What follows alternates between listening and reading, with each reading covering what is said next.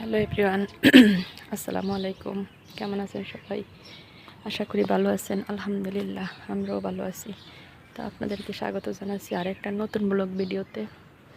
আজকে আপনাদের সাথে শেয়ার করব যে আমার ডিভোর্সের পর কিভাবে আমি দিন পার করতেছি, আর কিভাবে ডিভোর্সের পরই একটা মেয়ে বুঝতে পারে যে তার মা, বাবা, ভাই, বোন আসলে দুনিয়াতে কেউই আপন না।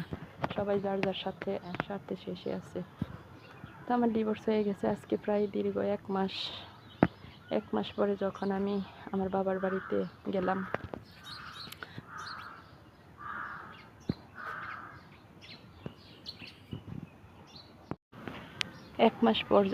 আমার বাবার বাড়িতে গেলাম, আমার বাবার বাড়িতে যাওয়ার পরে আমার পরিস্থিতি আরও ভয়ঙ্কর হয়ে গেল। আমার অবশ্য বাবা নেই, আমার মা তাও অন্যের সংসারে। আমি ছোটোবেলা থেকে আমার নানা নানুর কাছে বড় হয়েছি। আমার নানা নানু আমারে ছোটোবেলা থেকে লালন পালন করছে, তাদের কাছেই বড় হয়েছি। আমার তো আর এখানে আপন বলতে কেউ নাই। তাও আমার বাবা মারা গেছে কোরবানির 5 দিন আগে। আমার বাবা মারা গেছে। আমার জন্মের পর থেকে আমি আমার বাবাকে শুধুমাত্র 3বার দেখছি। আর আমি দেখি নাই, কারণ আমার বাবা আমাকে একবারে ছোট রেখেই আমার বাবা আমার মাকে ছেড়ে চলে গেছে। কিন্তু তাও মনে এতটুকু কষ্ট হয়নি যেটুকু কষ্ট আমার ডিভোর্সের পরে আমি পাইছি।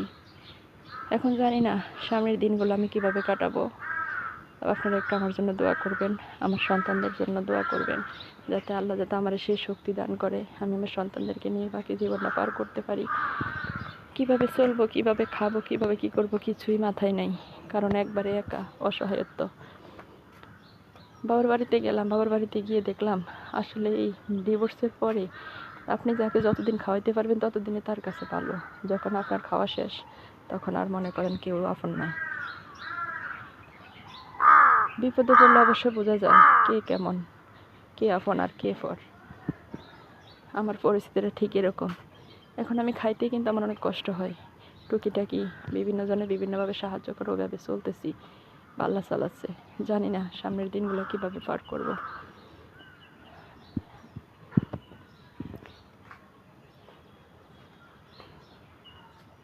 কি বলবো আপনাদেরকে, বলার কোনো ভাষা নাই, বা বলতে পারছি না। অনেক কষ্ট হইতেছে, বুকটা ফেটে যাচ্ছে।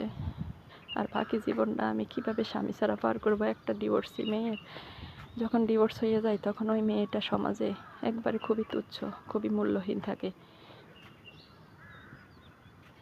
কেউই তাদেরকে আপন মনে করে না, সবাই শুধু তাদের ভোগবিলাসের মানুষ মনে করে।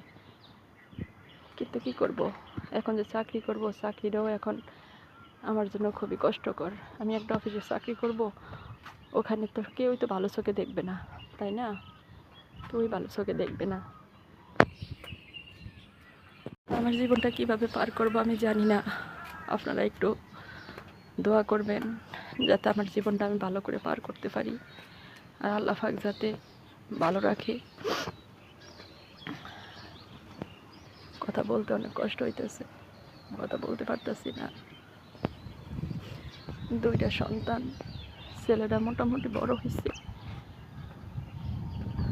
মেয়েটা না হয় এখনো ছোট। ছেলেটা মোটামুটি বড় হয়েছে, কি করব জানি না, কোনো রাস্তা দেখি না আমি। আমার একমাত্র শেষ ভরসা আমার আল্লাহ,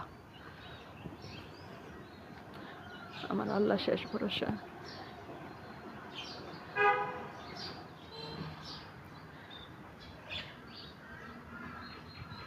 আপনারা কিছু মনে করবেন না, অবশ্য আমার কথা বলতে না অনেক কষ্ট হইতেছে, বুকটা লাগবে ফেটে যাচ্ছে, ঠিক মতো কথা বলতে পারছি না।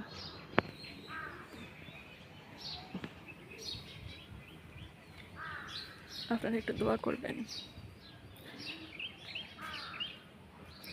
যাক, আজকে আর কিছু বলবো না, কারণ কথা বলতে তো অনেক কষ্ট হচ্ছে। আর কিছু বলবো না। সবাই ভালো থাকবেন, সুস্থ থাকবেন, আর আমাদের জন্য দোয়া করবেন, আর সাবস্ক্রাইব করে পাশে থাকবেন। ধন্যবাদ সবাইকে। আসসালামু আলাইকুম।